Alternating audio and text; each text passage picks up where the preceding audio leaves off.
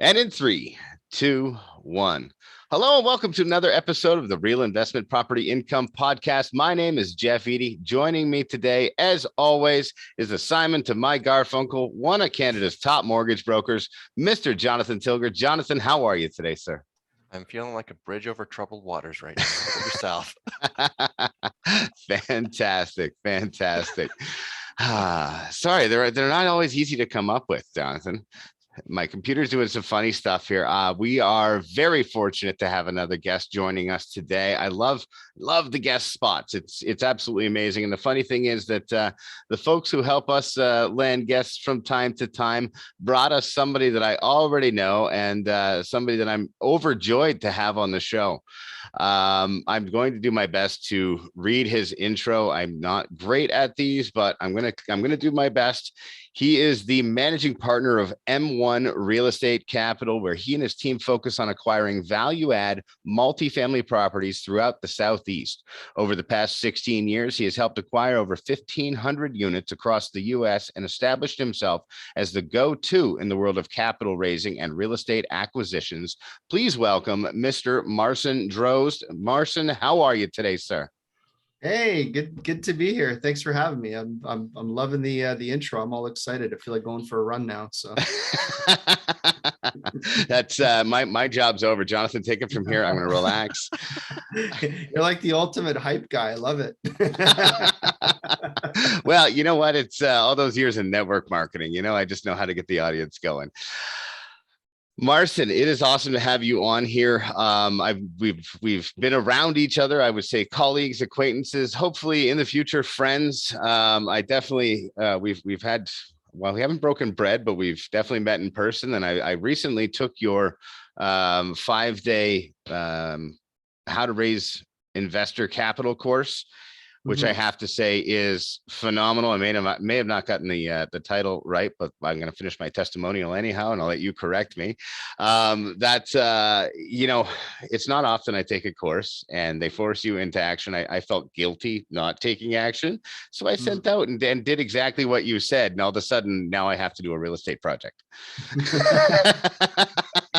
I will say, thankfully, our due diligence turned up some things we didn't like, and that's on pause. But holy crap, does your system ever work well?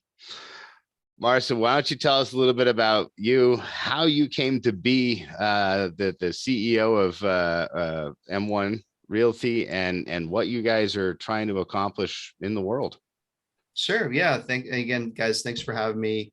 And M1 Real Capital was a result of 16 years of pounding your head against the wall and figuring out how things work on the capital side. And it's one thing to learn the real estate business as an active investor. It's another thing to get to a point where you're like, okay, great. So I'm tapped out. My family's tapped out. We bought 3 doors, 30 doors, 300 doors, whatever it is, but I still got so much more stuff to do. What do I do next? Right. And that is where most investors, real estate investors, find themselves after a couple of years. They get to a point where if they're either going to, just limit their growth and, duct tape and baling wire and try to figure out how to cobble another deal together here and there, or they're going to learn what is probably one of the hardest things to do in the real estate game, which is learning how to raise money. Now, just learning how to raise money as a skill set is one thing, but knowing how to do it legally, ethically, morally, sustainably,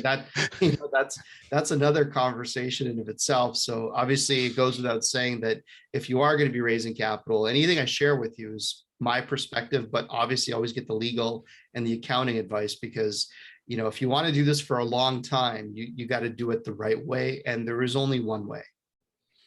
That is such an indispensable truth. Jonathan and I have been working on some really interesting things as of late, and thankfully we've had some really good legal advice come our way to make sure that we're compliant right from the beginning. But the thing, we always say, number one, whatever we're doing here, we don't want to go to jail. And look, it goes without saying that your intention is always to do well, but do right, do well, and make money and have a great outcome. But unfortunately, things happen. I mean, COVID happened. The rules with the banks changed. That happens. The interest rates change. That happened. Compliance changes. the climate changes, right? So you need to make sure that you paper things correctly and always set reasonable expectations. And for me, I mean, I've been at this for, like I said, 16 years now. And I was fortunate. I got pulled into private equity in my early 20s. And I went from buying, single family homes, working right on large land assembly acquisitions, multifamily, all kinds of stuff. And, for a kid in his early 20s, you're just like, wow, like, all right. So this is how it works. And, I didn't really understand all of it at that time. I'm Googling words in meetings and I'm writing things down and being told to do things. And I'm just sitting there. I'm like, okay, yeah, no, sure. I'll figure that out. And in my head, I'm like, what does that word mean? And, I love Investopedia.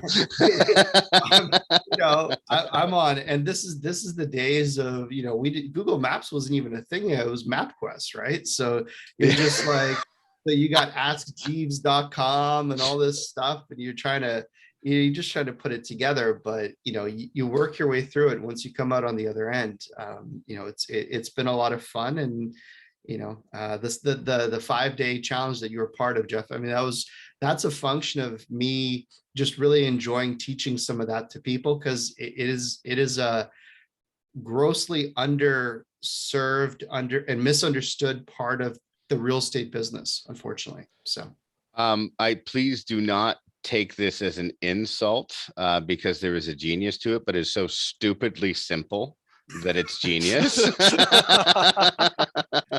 Well, if you can't explain something simply, you don't understand it. I mean, that was Albert Einstein, right?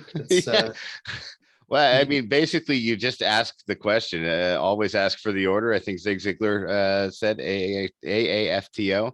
It's the way that you do it. It's obviously nuanced and comes from experience, but you really are just asking people, hey, got some cool stuff I'm working on. You interested? Yeah, well, it all kind of dovetails into something I call the EASY system, and EASY is an acronym for exclusive, abundant, scarce, and your allocation. So, the exclusive, the E, is the part of the equation where you look at a deal that you're buying or something that you're trying to raise capital for, and you think to yourself, what are 3 or 4 things that make this deal tremendous? And I don't talk to me in terms of going in cap rates and coming out cap rates. Don't tell me about price per square foot and all these terms that the layperson may not understand. Speak to me in a language that anybody will understand. Tell me, hey, look, this building, the one down the street sold just like it, sold for 300 grand more than this one. Tell me it's on the corner of Main and Main and there's 30,000 cars that pass by every day. Tell me that the rents are $450 below market. Tell me that's been the same owner for 20 years and the management has been really kind of dragging their feet for the last couple of years on maintenance issues. Tell me about those things. Tell me about what makes the deal unique and exclusive. And that gets my attention, because if I'm your prospective investor, whether I'm an entrepreneur, I'm running my own business, or I'm a physician, or I own a plumbing business, whatever it is, I don't know your jargon and I don't want to. So speak to me in a way that I can understand why this piece of dirt or this building is a good deal. So that's the E. And that if nothing else, your listeners, if they can get that down to a 30-second soundbite of 3 or 4 things, it'll immediately make their lives easier. Then, so you have E, exclusive, A, abundant. Always make sure you have a lot of people to talk to. So there's nothing wrong with saying to your investor that you're talking to, your prospective investor, you can say, look, so here's why this deal, why I'm excited about this opportunity. I wanted to get in touch with you first. I do have another 330, 300, whatever amount of people you're talking to that I wanted to talk to you, but I did want to get in touch with you. So you demonstrate that you have an abundance of people to talk to, because the last thing you want is you don't want the investor to think, oh, okay, so they've basically called me, and if I do this deal, they get to do this deal. You're politely letting them know, look, I'm doing this. This is happening. I'm just here to figure out if you want to come with me or not. Yeah. Like, I am doing this, right? This train is going. Like, here's where I'm going. Do you want to come? But in a polite way. Because again, your investor wants certainty. They want to know that you're doing this. They don't want to feel like you're somehow asking for their permission to do this deal. I think that illustrates really clearly something called positioning. Yeah. Something I've worked with our team to try and get them to understand. They're calling cold calling people to talk to them about mortgages, and they're all licensed mortgage agents, and they're calling realtors. I've taught them how to cold call and how to get this. And the one thing I want them to truly understand is you're not asking permission to talk to these people. You're letting them know that you're a professional, and that if they want to work with you, you'd be happy. But otherwise, you got more stuff to do. And trying Yeah. to get that idea through their head as opposed to begging for time. No, no, no. You have a place you're going. They just happen to be on your list. I think Yeah. that's, Yeah, and demonstrating that you're not reliant on them. Again, yeah. it's important that your people or you or whoever it is that's making these calls isn't coming across as arrogant. It's just a No, function of, absolutely. here's our opportunity.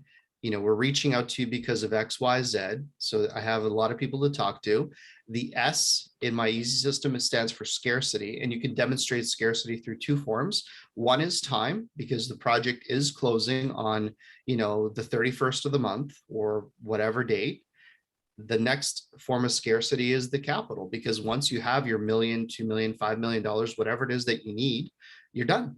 Mhm. And it's not a perpetual thing where you're just going forever in perpetuity. It's, I need $1 million. We're going to spend X on this, X on that. So once I have my million, I'm done. So demonstrate the scarcity of the opportunity. And then the last part is the your allocation, or it could be also called, your action item and your call to action, where you can say, look, so I know you've got to do your due diligence. I'll send you the full package.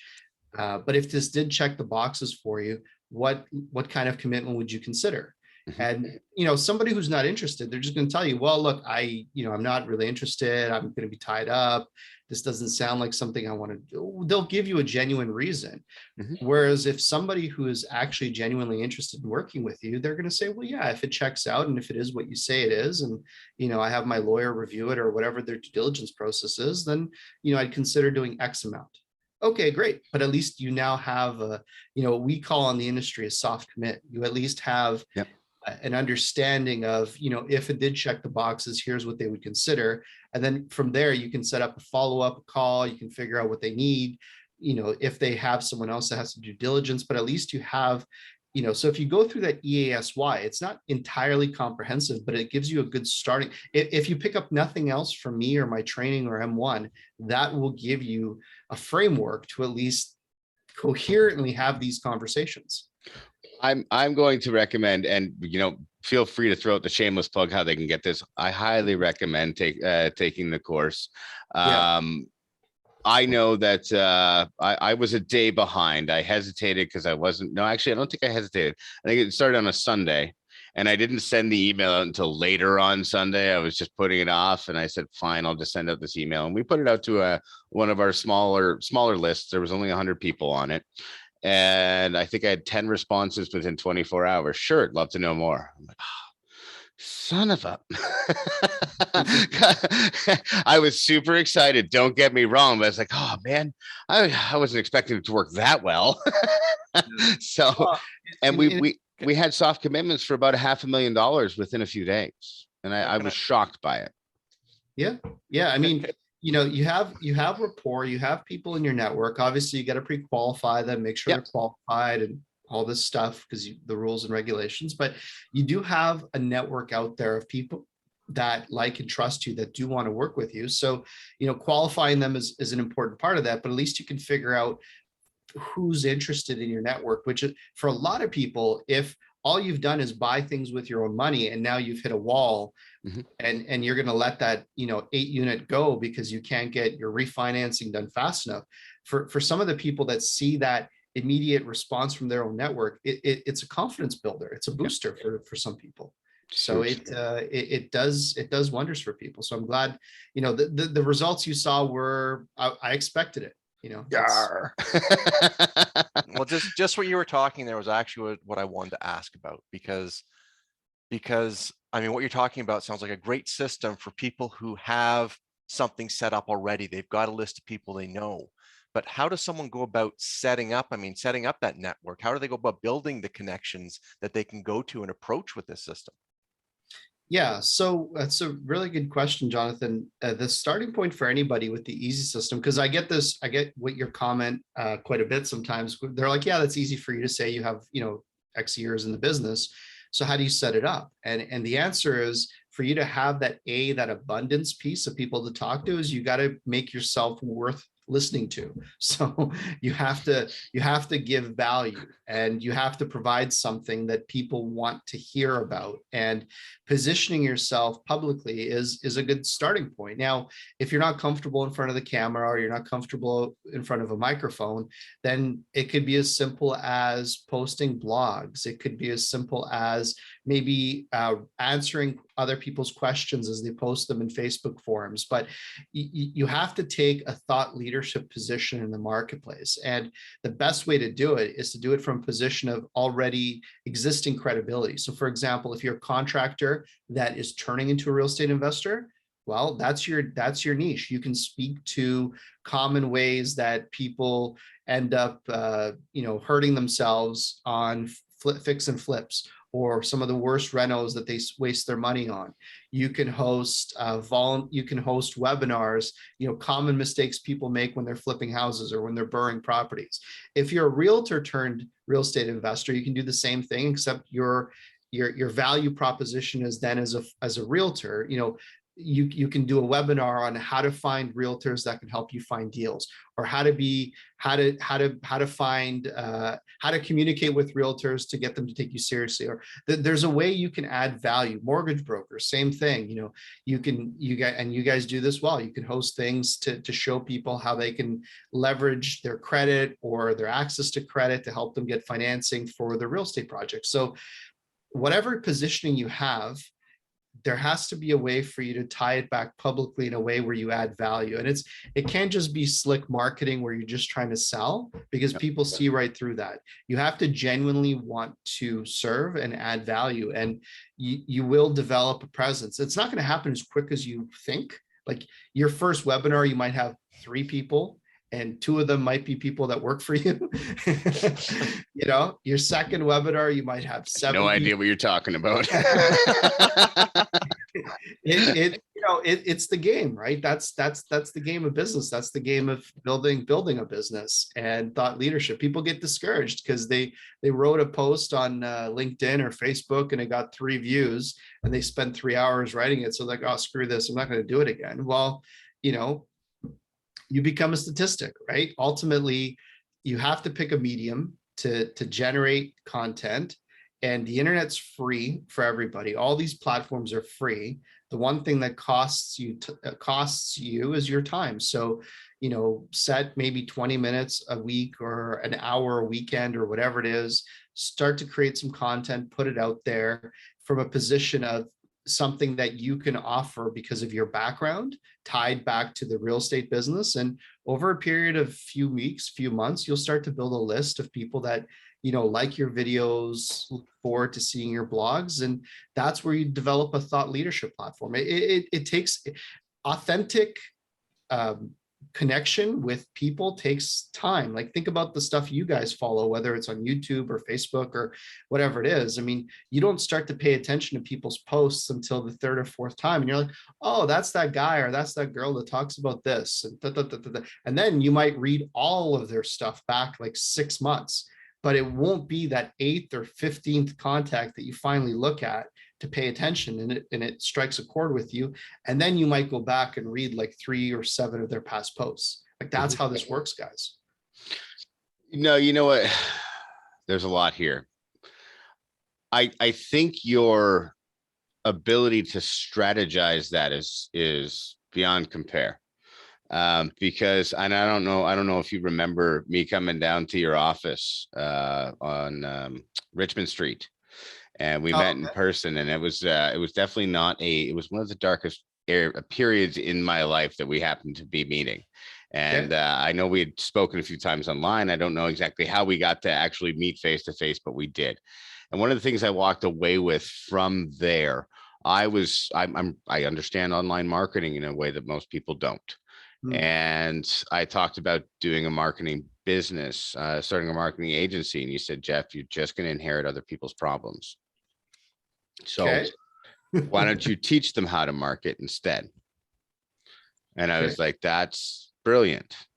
And it stuck with me. It was one of those things like I was going to go hire myself out for, $5,000 and work on somebody and help them consult and blah, blah, blah. And you were like, you're just going to inherit their problems. And by your responses, I know you don't remember the conversation, but it's funny how sometimes we have a conversation where one person is impacted for life and the other person is just like, yeah, it's what I do. It's like, just, normal thought process.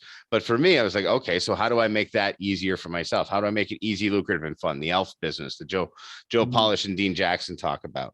I was like, well, I'm going to write a book on marketing, give away my best stuff for free. And then I'm going to make a course that's going to cost a lot of money for people to get all of the details.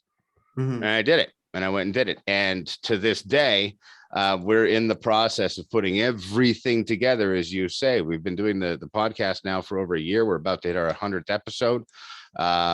We've got a few different books that we've written together. We have a mortgage team who's reaching out with phone calls, and all of it took a long time to come together. But now we're about to brand everything under, one nice tight package. And we had to start it piece by piece by piece by piece, because when you look at the whole thing, it's too much. But if you just do that, 1% every day for 100 days and you're 100% better. Well, based on what you're talking about, the comments I probably made to you were, because the way I'm recalling parts of that meeting now. I think what I took what I took to heart from that meeting was that initially it sounded like you were going to turn yourself into a job. You were going to become essentially a consultant. There's nothing wrong with that model. It's a lucrative model, but it's a time for money model, right? So it's more painful to step back and create an entire business behind, and sound like a cliche here, but a business that runs without you, essentially, right? That's the dream, that's the goal. And what you need to do is you need to mentally pass through the needle, the eye of the tiger, so to speak. You gotta be able to take your essence and distill it into a concept where you can share that and people can succinctly understand it. And that is a tremendously difficult thing for people to internalize. I can't tell you how long it took me to come up with the acronym EASY, exclusive, abundant, scarce in your allocation. Dude, I wanted to throw my laptop out the window 110 times over, because it can't just be catchy, it has to be functional. And that is difficult thing to do. But the thing is once you have that and you coin something, you pioneer something, it's now valuable and you can add value to other people. So to get back to the point here is that if you're trying to differentiate yourself in the market and attract, potentially, as Jonathan was asking, do you find those abundance of people to talk to? How do you create something that allows you to position yourself as a contractor, or as a realtor, as a mortgage broker, insurance agent, property manager, whatever it is? Find out ways that you can create something where people can internalize that content in a way where they, if they perceive value there, and for you, it might be obvious. Like, to me, the things I'm sharing with people on the fundraising stuff, to me, it's like really, people don't know that? Well, no, they don't. That's not their world. You would be surprised what you think is obvious based on your background and your training, that other people are just like, wait, what? You can do that? Really? Like, legally? Yes. Yeah. But it's a gap, right? So we all underestimate the value of the things we know, and sometimes overestimate the value of what other people bring. But in actuality, if you look inside and look at that world that you're coming from, if you can take a concept and make it simple and communicate it, Jonathan, long answer to your simple question: take something that's obvious to you, pioneer it in a way where you can communicate it, and you will have people show up and say, yeah, that makes a ton of sense. So you're saying keep it easy, don't overcomplicate it, is what you're basically saying. Yeah, I like that. Well, that makes one of us.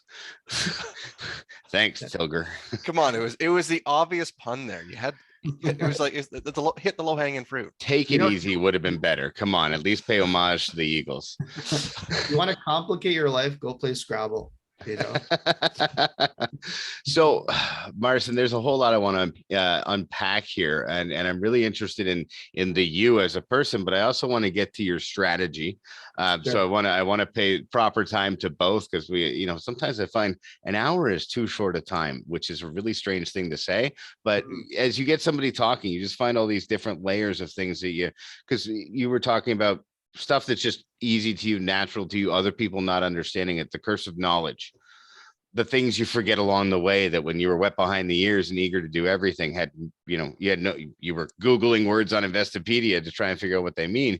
And now you talk in acronyms all the time, I'm sure. But I will say, from watching you over the years and starting to get to know you and taking your courses and seeing the people that you're around. Edna Keep was actually a guest on the show about 6 months ago. I saw that Mhm. she was on your course, and I'm like, oh, that's so cool, because Edna's got her own. I find that the real estate community itself is pretty tight net. Anybody who's doing anything attracts the other people who are doing stuff around them, which is pretty cool, especially in Canada. It's a pretty small world. And I really have no question here. I'm just kind of rambling at this point because I forgot the point that I was having, but I really wanted to know more about um, what drives you in what you do now, because I'm sure you're at a point now, and if I'm not mistaken, you just became a father. So congratulations for that. Thank you. What drives you and gets you up every day but keeps you excited about what you're doing? I love to play the game. For me, business is a game, and it's a lot of fun just to play the game, and not only that, to see other people figure it out and kind of move forward. So when COVID first started, like everybody else, we got grounded. I mean that literally. I was on a plane 50 to 75 times a year easily, pre-COVID, and when the whole thing hit back in March 2020 or whatever it was, like everyone else, I'm at home. I'm being a good citizen. I'm listening to all the things, and your home, what from 2 weeks turned into a few months, as we all very well know. And in that time, my wife's just like, you got to do something. You were driving me nuts, because we're home all day, and I'm usually out doing stuff, and so I put together, just for fun. I had a bunch of my buddies ask me all kinds of questions on fundraising and deals structuring and stuff. So I was like, you know what, let's put together like a weekend thing. Everyone's at home, so let's learn how to use this Zoom thing. This was 2 years ago. I was like, let's figure out how to do this video thing, because we never had to do this stuff before. And so we do this Zoom, and I remember signing up for the membership and all this stuff. And I think we had like 40 or 50 people show up, and they're like, how long is it going to be? I'm like, I don't know, we'll do it for a few hours. So I get on. I didn't have any notes. I was just kind of like a open forum. 6 hours of stuff. 6.5 hours. It was insane. We literally broke for lunch. And the only reason everybody stuck around is they all knew me, right? But there were so many questions. They just keep pulling questions and comments and all this stuff. And I did this first thing, and I was making notes, and I was just like, and what I thought I'd be able to casually explain in a few hours took an entire weekend. So then I'm like, okay, then I started, because again, I'm not flying, I'm not driving anywhere, I'm at home. People are wearing masks now. I definitely don't want to go anywhere until this. So I'm at home, I'm making notes, and what went from a 6.5 hour class turned into, oh, okay, well, here's a course. And I literally ended up putting together an entire master course for HTRC, how to raise capital for real estate. So I put the course together, then started shooting the videos, this, and then did the training, did that. Then I realized that there's a ton of other questions. So then we started doing an inner circle, a weekly meeting, and there's other questions there. So it's just a snowball effect. But the cool thing for me, Jeff, is, the COVID thing it's still a thing, but it's not the thing that it was when it was, originally there. So, now we're back to traveling, or we're down here in the US now as we're recording this, and I'm out looking for deals. And we've got this huge network of, hundreds of students now across the country, paying students, this big database of people that are paying attention. And all of this kind of just came organically. It wasn't like I sat down and I was like, hey, this is a business. I had fun doing it, on top of actually being a real estate guy, like buying buildings, negotiating debt, raising capital, like this is my world. And this M1 inner circle and this whole thing is kind of like a way for people to learn and take back those lessons. And, for me, to answer your question succinctly, what I love is when I go on my Facebook and I see one of my students go, hey, just bought a 12-unit building. Like, I'm pumped. I'm happy for him. Like, it's just, it's cool because I know that in some little way, I'd like to think that what we've taught them helped them learn how to better set themselves up, whether it's the structuring, the fundraising, the fund, whatever it was. The point is they got that done, whereas before they may have not even thought that they could buy a 12-unit building. I'll tell you personally, I one of my limiting beliefs, and I realized that, I didn't realize that I could just send an email out to my email list and ask who was interested in investing with us. And as you mentioned before, the confidence that comes out of that is like, holy crap. Some of the folks that listen to the show started reaching out saying, hey, I love listening to you guys. You taught me a whole lot. Yeah, let's talk. I'm like, wow, it's really nice. One young lady gave us a shout out. I almost cried when she gave us the email. It's like, holy cow, this is amazing. I had no idea people were actually listening. Those numbers on the screen don't mean anything until people actually start sending emails and saying, hey, actually, I like what you're doing. Can you tell us a little bit about the sector that you're focusing in now? Like I said, an hour is not enough time. I want to learn more about what drives the mental state of success, because I'm highly trained in psychology, neurolinguistics programming, as is Jonathan. I really like that side of the success-driven mind, what gets people going, because the mind can be, one of my favorite quotes is, when you're in your own head, you're behind enemy lines. And it is it can be your biggest fan or your worst enemy. And I love understanding the success strategies people have with their mind, but I also want to know what your success strategy is in real estate, because I know you've pivoted over the years. You were in private equity, as you said. And I believe that's the world that I was introduced to. I think it was Carolyn Seaforth was the first one that introduced us via email many years ago. Yeah. So you're right. I mean, look, I'd always done the real estate thing. I got recruited into PE, and in PE, I had an opportunity to work with a lot of different operators, consumer service businesses, financing businesses, but real estate has always been my passion. It's always where I've done the best. And actually, quite frankly, anytime I got myself in trouble or had issues with business or whatever it was, it's when I strayed from the thing that I understood at a visceral level. And anybody who's an entrepreneur understands that, because you've got the shiny object syndrome, where it's like, you're really good at X, but this looks really cool. So the problem is you don't understand this the way you actually understand your core competency. And I made the comment earlier, if you want excitement, go play Scrabble. And I literally mean that in business. Business shouldn't be exciting. Business should be boring, predictable, and just routine. That your actual business should be like clockwork. Now, if you're scaling, if you're growing, there's a fair bit of excitement there, but it shouldn't be, well, I hope this works. It shouldn't be, I'm figuring this out. Let's see if this works. Like, you get past that startup phase and you get to a place of maturity. Your business should mature at some point. And if you feel like you're in a constant state of startup, it's because you haven't pinned down the main pillars of your business, things like margins, your operating processes, your capitalization structure, your exit. Even though you're not planning on selling, you still have to think about how you would monetize this effort at some point, right? And again, that could be another podcast altogether. But my point is that on the real estate side, for me, real estate was always, because in my early mid-20s, it was so I don't want to say easy, but simple. Your mid-20s, you're like, okay, this is boring. Let's go do something exciting. And you start to do other stuff. But when really the thing that you're tremendous at, that you think is easy, it's not easy for other people. It's just easy for you because it's what you understand. So, the thing, I think if I was to have given myself advice between my 20s and my late 30s, it's, keep the business side as simple and easy as you can in the context of your proficiency.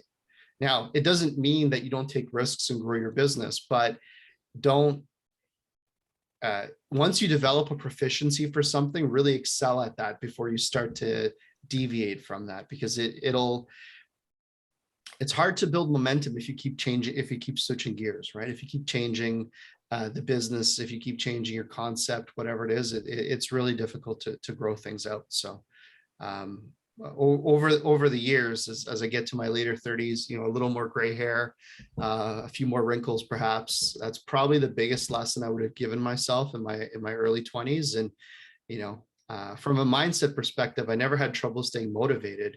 But, there were times, like any entrepreneurs, where sometimes the shiny syndrome does kind of steer you off a little bit. So that's something to be aware of.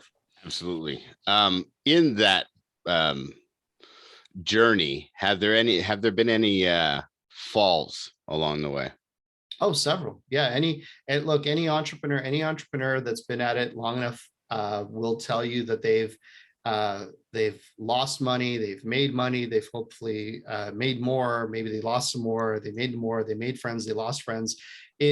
It's the journey. I went to a real estate conference about a year ago, and the speaker asked, who's been in the business for less than 5 years or less.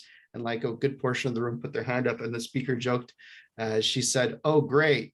So these are the best years you guys will ever have." And they're just sitting there like their eye, and everyone that's been more than 5 years in the business just starts laughing, because we know what that means, right? You haven't had deals go sideways yet. You haven't seen a market turn on you. You haven't had probably a bad operating partner relationship. You haven't had the pain of a banker calling you and saying, "Hey, I'm going to call your loan." You're in that Goldilocks, that phase where everything is still pretty, right? So look, I've had deals go sideways. I've lost money. I've had deals not work. Like it happens. I'm not proud of it, but what are you going to do? Just sit there and not move forward? No, you acknowledge it, you recognize it, and you have to move forward. What is your process in that? Like, do you Well, do you have a systematic process? I mean, you've talked about a lot of things making things boring, but you have a systematic process you go through where, okay, this one didn't work. Well, I mean, the first thing you have to do is you have to have a really hard and honest look at yourself and what the things you control versus the things you don't control. And things don't just happen all at once. They may feel like they happened all at once, but chances are they built up to that. So having an honest review of what happened and how it happened, that is probably a good starting point for it. And then sometimes, depending on the nature of what you've been involved with, there's a cleanup process, and that can take months, it can take years. It just is. It's the thing that nobody gives you credit for or will pay you for, but it's just one of those things that's required. And that's part of the journey as well. And then while you have that, once you get to a point of clarity where you recognize why, where, how come, what are the things that I could have done differently, or what are the things that caused the issue, then you have to make a decision. For me, my immediate thing is, okay, well, here's what I'm going to do different next time. And you move forward. For some people, that failure or that setback, however big or how small, might be, okay, well, I'm not cut out for this. And that's okay. Some people go back to maybe a job, maybe they go back to a sales role within a company that they didn't have to think of all these things before. A lot of people, that's the default decision, sometimes out of necessity because of the financial circumstances, sometimes by choice because maybe they totally underestimated the amount of stress and the amount of emotional baggage that comes with building a business. Anybody who's building a business understands, because just because you're done working at whatever time, you trade your, what's the joke? You trade your 9 to 5 for a 9 to 9, so, so Jonathan, I'm not sure if I'm answering your question directly, but for me, it's recognizing the things you could have done differently and what led you down the path, being candid and honest with yourself about it, taking the time to reflect on that, and moving forward. That's really has to happen. That's great. And just one further question on that, because we've sort of started talking about raising capital. Now, if you've taken money from investors on a project and it goes Mhm. south, how do you handle those conversations? Yeah, those are tough conversations. I've had to have those too over the years. I mean, no one is above a bad deal at any point. Nobody. It just, unfortunately, the longer you're in the business, the more cycles, the more volatility, the more things you're exposed to. I think that comment is more a function of, again, doing the work up front properly and setting the right expectations. Because, and that's why I say this, I see some people on social media, raising money and maybe saying things that I probably wouldn't be saying. And I think it's a function of maybe not understanding, or maybe not having been down the path, or maybe not having a regulator call them and say, hey, what do you mean by this? And those are, it's important that you don't set unrealistic expectations. Like in the capital markets world, we don't use the G word. Like, you'll never hear anybody say guaranteed. And because there's nothing guaranteed other than a GIC. And Taxes and death. taxes. So I think, Jonathan, the better way to answer your question is to set the right expectations up front. And I mean, personally, on the investment side, I wouldn't work with people that have you never want to take somebody's last dollar as a starting point. Number one, I don't want the pressure. And number two, I want to make sure that when I work with people that have financial means, so that, they're credited investors. They obviously have the ability to, they don't need, if you get the feeling that somebody needs that money for their kids' college, or grandma's surgery, or the cottage, or whatever they're trying to save it up for, and they're asking questions like, right, but this is going to be out in 2 years for sure, right? Then I personally don't want anything to do with that. I say no. No, like it. You have to know who your potential investors are, and you have to set good expectations. And again, that's why it's important to have the right securities lawyers, good accounting advice, things like this, because you really don't want to have that pressure. When you're doing a deal, it may feel tempting to take X person's 100 grand because they want to give it to you. But if that person needs that money back and you're not ready to exit the project, you're already creating tension within your relationship. So I think it all starts, Jonathan, with setting better expectations up front. Yeah, and I mean, what you said there is so key, is like, especially if they need it back within a specific time frame. Obviously you want to get their money back to them, but if they're like, hey, as you said, I need it 2 years, then Right. Then yeah, that's very key. I like Well, that. and if somebody asks you what's the worst thing that could happen, my response is we lose all your money. That is the worst thing. Legitimately, that is the worst thing that can happen. Now, here are the things that we're doing, obviously, to prevent that, but the absolute worst thing that can happen is that. Yep. You won't owe any. I mean, it's about as candid as you can be, because and if somebody says, well, I can't afford to lose the money, then you say, okay, then this isn't a fit for you. I think that's one of the most important strategies, not just in investing, but in relationships, in sales, which sales and relationships are the same thing. Especially if you're married, that you have to sell all the time. But being upfront about objections, I think a lot of times people expect you to skirt around questions like, should I have a lawyer look at this? Absolutely. I'd like to tell you things about, like, you want to have your lawyer look at this. Oh, I was going to ask about that. Yeah, good, because you should. If we're going to do business together, I'm not a firm believer in contracts and the contract's ability to uphold anything. If I get a gut feeling about somebody, I don't do business with them. So every time I don't listen to it, it doesn't serve me. We'll just say it that way. But at the same time, I want people to feel comfortable within their own world, no matter what I'm doing. If there's doubt going into a relationship, it's going to make it harder to have that relationship long term. Period. And to your point, Jeff, if you're not candid with a potential investor, and you don't have that upfront discussion about, if they do ask you what's the worst that can happen? And you say, well, and you start making up stories about, well, and you don't actually answer the question, and you start telling them how you've, mitigated risk, but you haven't actually genuinely said, well, you could lose your money.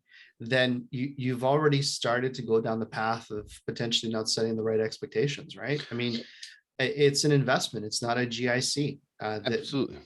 There are potentials and I think most investors appreciate that. Now, in actuality, to your point, Jonathan, if a deal does go sideways and there's a capital loss, whether in whole or in part, then regardless of what you told that investor, they're still not going to be happy. And you have to have the emotional fortitude to, basically get on the phone call and potentially take some heat.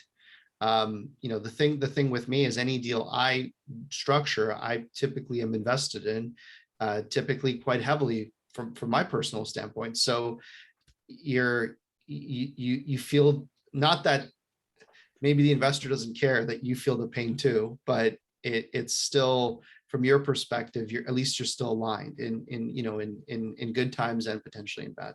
So, and with our funding sources, that's one of the things they always want to know is how much skin does this person have in the game? Yep. How hard are they going to work? Yep. And just to throw back to your point before about the tumult that comes with business after your first 5 years, I like to say that you're not in business unless you've cried yourself to sleep over your business. Because you just don't know what's coming. I had a business when I left PE, in one of my first businesses. We were making a ton of money, but I wasn't really paying attention to the internal cash flow that well, because I was because I was confusing sales with just classic, building a business 101. And I remember it hit me like a bag of bricks. And this was a business. It wasn't outside investors. It was just my money and, partner and whatnot. But it hit me like a bag of bricks when I had payroll coming up, and my payroll had worked its way up to an amount where if I'd actually looked at the financials, I would have said, we're spending what on payroll? But, I didn't see it. I just saw the bank. I was doing bank account accounting, which is the wrong accounting. Like, you actually, like, it's like, how much do we have in the bank? 50 grand, 500 grand. Okay, fine. We're good. Like, you know what I mean? It wasn't the right way to look at things. We need 80 grand to stay afloat this month. Yeah. Yeah. I was 24 maybe at the time, or 25. I was, a kid. Right? So, and I remember I had almost a brand new 300 Chrysler Hemi with the SRT with the Dodge Viper engine in it. And nice. I remember I sold that thing in a pinch, and I took a $10,000 kick to the teeth just to get it sold that Friday so I could make payroll. And I remember that experience for me was like, well, I'm not proud of that. I'm just saying that you should be. You have 100 of these experiences, right? As an entrepreneur. That's why those first 5 years, it's like, you think you have issues. Okay. I wear my scars like badges. Come on. These are things that I'm proud of. And I find that with all of that, size does matter. Because every time I talk to somebody who's more successful than me, they've lost way more than me. So far, I think the biggest is Ken Van Loo, 250 million is the one that I've seen that is the largest, and I'm like, whew, my 100 grand didn't feel so bad then. I was talking to David Meltzer a while ago. He's the guy behind that movie Jerry Maguire. Okay. That was actually his. He was the guy. Like, that movie was about him. He was in the sports agency business. He had built up an agency, and then he'd actually proceeded to self-destruct to the tune of about 100 million at the time. And this was, I think, about 20 years ago. So I don't know what that would be for adjusted for inflation, but believe it or not, he went to that down to zero and he rebuilt. And I mean, talking to that guy, that was, it puts everything into your context. So whether it's 10 grand or 100 grand or $1 million bucks, whatever it is that you think, it just, maybe your problems aren't that big just yet.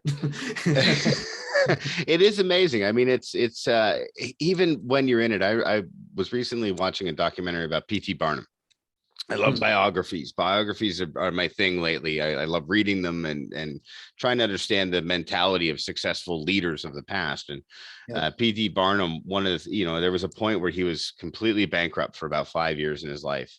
And I was thinking about it. I'm like, oh, 5 years out of his life, he died. I don't know how old he was, 80 or something like that, 85. I'm like, oh, 5 years isn't that bad. I'm like, Jeff, when you were in the middle of that 5 years, you know what that was like. 5 years is a long ass time. Five So, years later, it's not. But it looks in hindsight, it looks like, oh, it's all good. But the problem is, while you're in the middle of that storm, you don't know that if that is actually going to turn out that way, because for every one story of that person coming out on that end and building a tremendous business or whatever it is, there's a whole graveyard of people that just said, F this, I'm going to go back to working 9 to 5 or yeah, 9 to 9 or whatever it is. Right. So, and then the other thing too is, you see people, they go, oh, that's simple for you, or that's easy for you. It'd be like me watching Tiger Woods on TV and going, oh, well, that's easy for him.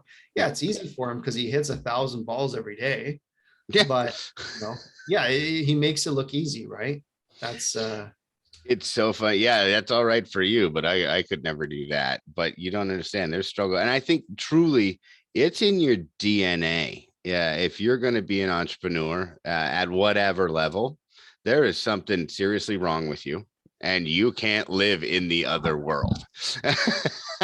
And I know for myself, I've taken so many kicks to the teeth, I shouldn't have any left. However, I can't go back to the other way. I come from the film world. I worked in the film business. I could have a very successful career in that business at this point. Heck, I've turned down movies as recent as this month.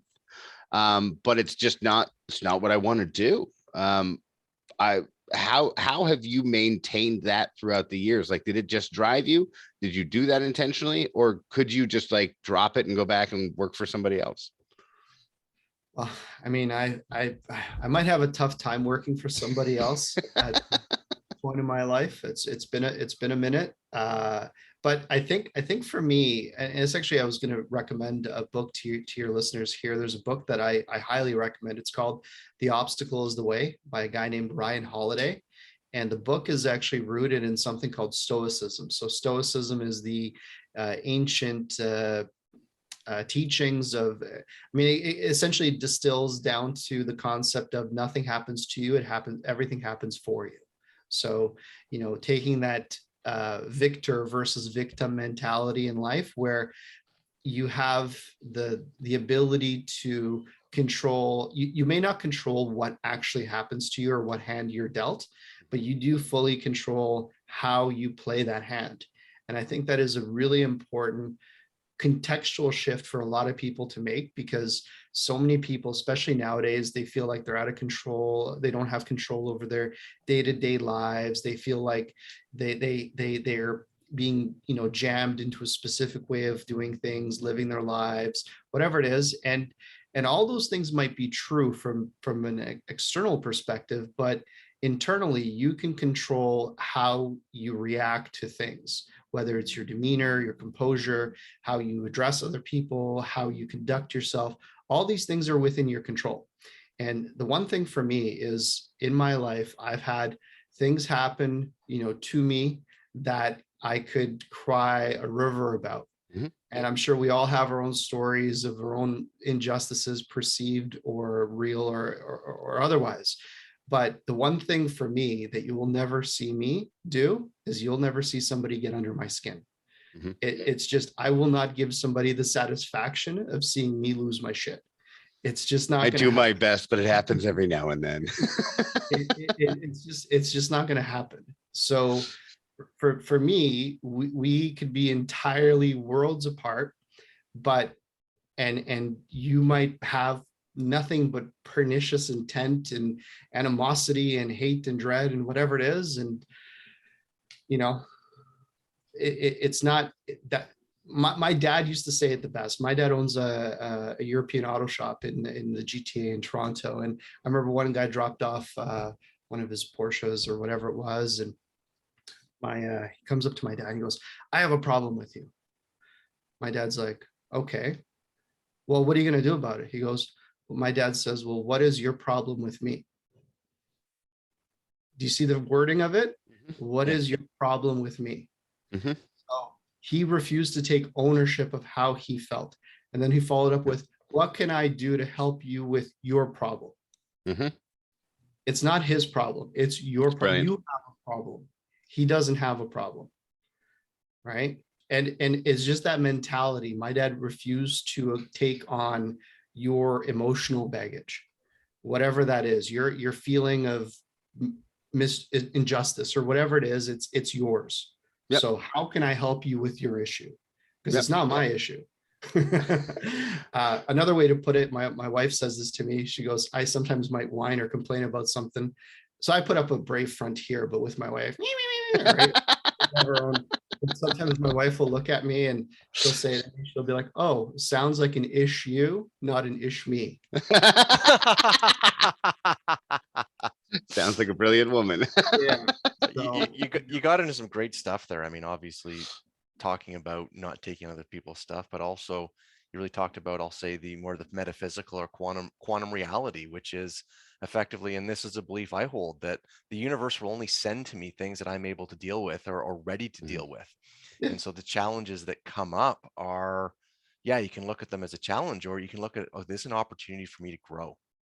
Yeah, I mean that's really what it is. I mean, between that and actually being grateful for the things that you do have in your life, whether it's, my little daughter smiling at me in the mornings, or our opportunity to be, on the beach, or, our health, or the fact that, I'm relatively decent looking and my wife's gorgeous. I mean, these are things to be, thankful for, right? So it's, but you show that you have that appreciation, right? And for me, so Jeff, I think indirectly to answer your question, the thing that keeps me going is just like, I'm good. Like I'm Wow, good. you're throwing it back to like an hour ago. I love it. Yeah, like it's, and people want to be around people that don't have their own baggage. Like, I don't bring drama to parties. I don't talk about, what do you see what Trump said, or do you see what, that dummy blah blah blah said, or what's the saying? Average people talk about people, everyday. Margaret Thatcher, wasn't it? Yeah, I forget this. I'm gonna bastard. Discuss people, discuss great average thinkers discuss Oh no, events, average and people great discuss thinkers events. are discuss ideas. Yeah, Yes. exactly. Right. So if you stick to the context of things, and you stick to ideas, and you spend your time with people like my friends, people that I spend my time with, yeah, we have our own issues and businesses. Things are going well, things are not going well, personally, financially, emotionally, physically, whatever it is. But when we talk, we always talk about, and if there's something negative comes up, it's like, here's what I'm doing about it. Hey, Mhm. do you know somebody here, or can you help me with it? It's not just to whine. It's, you're not just sharing your problem to talk about it, No, so. I love discussing ideas about how and strategies and how to get better. And Marcin, out of respect for your time, I see we're a little bit over here, and I know how busy you are. I could carry on this conversation for like another 6 hours, like your first online event for the money raising challenge, but we want to be respectful. We'd love to have you back on though. Yeah, let's find a way, let's find a time, and Yeah, I hopefully love next getting time. that commitment before you're off so that you say it in front of the audience too. Yeah, I'd love to have a larger conversation with you. We didn't even really get into your real estate strategies, but how do people find you and who are you looking for? Sure. Yeah, the people, if they want to learn more, my website, marcindrozdz.com, marcindrozdz.com is the best place. And I mean, the people that typically come to us are either active real estate investors that are looking to scale their own business. And, they typically end up joining our M1 inner circle and working with us there. And, if they want to learn how to structure deals, how to raise capital, build teams, things like this. That's typically good format. And then, through M1 Real Capital, we do our own transactions. So accredited investors, if they want to co-invest with us, we have a waiting list typically, and we might do a few deals a year. And we can talk about this another time. We typically buy the Class B, Class C multifamily buildings throughout the U.S. Yeah, I definitely want to talk way more about that. I'm sorry we ran out of time, but it was just so fascinating talking about your personal philosophies on life. I didn't expect the conversation to be that. I really like that, and especially when you're talking about what is it, the obstacle Oh, is the the way. obstacle is the way. Yeah, that's a I really uh, good. I have Marcus Aurelius sitting somewhere on my desk. I was looking for it. Meditations. I'm big time about understanding how the thought processes work when exterior stimulants come into the interior. Marcin, thank you so much for your time. I really appreciate having you on. We'll definitely get it scheduled up for you to come back on in the near future. We'd love to have you and talk about your actual real estate side of stuff, because that's really what we're supposed to be doing here today. But sometimes the conversations go in a direction that is delightfully unpredictable. Thanks so much, Marcin. And again, where can folks find you? MarcinDrozdz.com. So if you have some show notes, maybe you can put the website in the link, and that's probably the best place. There's tons of resources there. Yeah, we can absolutely put that in the description. I know personally, when people come to me and ask about learning about real estate and how to invest, there are two places I send them. One is Gary and Darlene Hibbert, Smart Home Choice, and the other is marcindrozdz.com, because I believe so much in what both of you do, and you have totally different strategies with what you do, but I also can really I connect with you on a deeper level, that I understand you're genuine, your personality and your heart actually come through when you speak, and that's huge for me. It means a great deal. So just so you know, you get some people that come from me every now and then that I'm a big fan of what you do, my friend. Thank you so much for your time. I appreciate you, and we appreciate you for listening. Thank you so much. Oh, and Jonathan, I'm sorry I forgot you. Jonathan, how could I ever forget you? You are the Crosby to my Stills and Nash.